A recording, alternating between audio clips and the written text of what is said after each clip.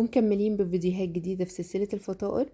وأهلا، أنا سارة، والنهاردة هنعمل مع بعض فطيرة عملاقة بحشوتين مختلفتين، وهتفطروا فطار فاخر من الآخر وزي المطاعم، وبالعكس أحلى كمان. فطار الفنادق هتعملوه في البيت، ده هدفي هنا في السلسلة.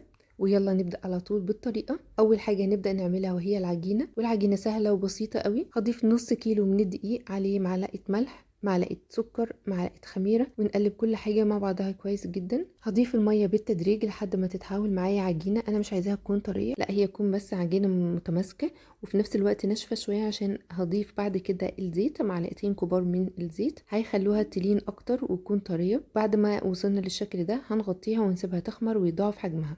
فردت العجينة بالشكل ده. هضيف الجبنة المبشورة على بس جزء من العجين، مش هفردها على العجينة كلها.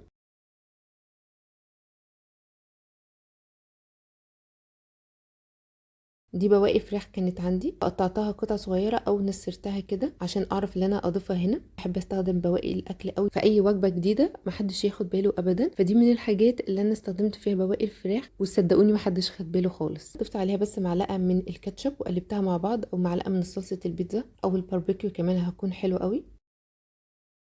ضفت الجبنه تاني، ودي جبنه موتزاريلا فريش، فضفت عليها كده قطع صغيره.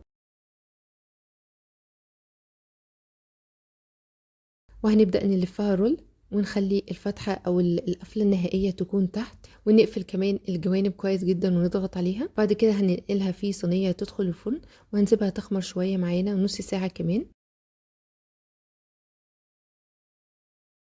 هندهن الوش هنا ببيضة، ومقلبين معاها نقطتين كده من الخل، رشة من الملح ورشة من الفلفل، وهنعمل فيها فتحات فوق على الوش بسكينه تكون حاميه قوي قوي، او ممكن نعملها بموس او اي حاجه تكون حاميه عشان بس ما تطلعش التخمير. وانا بفضل اعملها قبل ما نخمرها، يعني قبل ما نسيبها تختمر شويه نعمل فيها الفتحات دي، وبعد كده نبقى ندهنها قبل ما تدخل الفرن بعد ما تكون اختمرت. شكلها عامل قوي زي عيش الباجيت بس هيكون محشي. وندخلها فرن سخن على درجه حراره 180 ل 200 على حسب الفرن بتاعكم. لو قوي قوي فهتكون 180 حلو، لو ضعيف شويه فاحنا نخليها 200، ونسيبها لحد ما تكون استوت، وننقلها تحت الشوايه عشان تاخد لون كمان حلو في النهايه. وده شكله النهائي بعد ما استوى، تحفه جدا جدا جدا. ويلا نبدأ على طول في الحشوة التانية. أنا عندي هنا تركي مدخن وزبدة، جبنة أي نوع متوفر عندكم سواء مبشور أو مقطعينه شرايح، معجون البيستو، أو ممكن كمان نبدله بمعجون الطماطم أو صلصة الطماطم بتاع البيتزا، أو لو عندكم بيستو بأي نوع حتى بالطماطم بالفلفل أي نوع بيستو. ولو في كمان معجون الزيتون المخلل بيكون تحفة قوي قوي. ممكن نعمل ميكس بين أي حاجة من الحاجات اللي أنا قلتها هنا. وحتى كمان لو فردنا الزبدة هكون حلوة قوي. فردت العجينة بتاعتي بالشكل ده، شكل مستطيل على قد ما اقدر، وهفرد عليها معجون البيستو او اي معجون زي ما اتفقنا.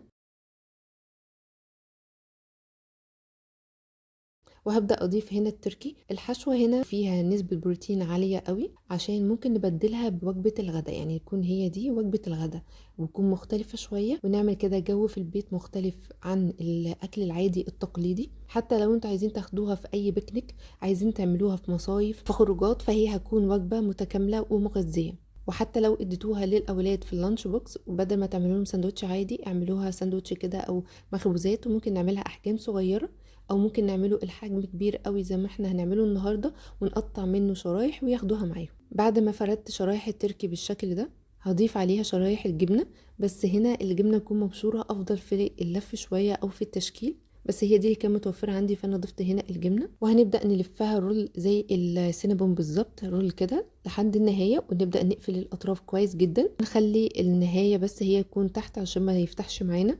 وهنحطها في صينيه تدخل الفرن، هنسيبها تخمر كمان حبه، ربع ساعة نص ساعة كده، وندخلها فرن يكون سخن على درجة حرارة 200. هندهن الوش ببيض وعليه ملح وفلفل ونقطتين بس من الخل، وهنضيف عليها سمسم، حبة البركة، فلفل، كمون، حبة حتى صحيح مش مطحون، هيكون حلو قوي. وهنسيبها لحد ما تكون استوت وخدت لون من تحت، وبعد كده ننقلها تحت الشوايه لحد ما تاخد لون كمان حلو من فوق. وده شكلها النهائي، وقطعت منها شرايح كده، فزي ما انتم شايفين تحفه قوي قوي قوي. قدموا معاها بطاطس محمره، شيبسي، اي ديبنج معاه، حتى لو كلتوها كده لوحدها فهي تحفه تحفه تحفه. جربوها، انا مستنيه رايكم. اكتبوا لي تحت في التعليقات هتجربوا اي نوع. وكده نكون وصلنا لنهايه الفيديو ووصفاتنا النهارده. قابلكم باذن الله في فيديوهات جايه، وسلام عليكم.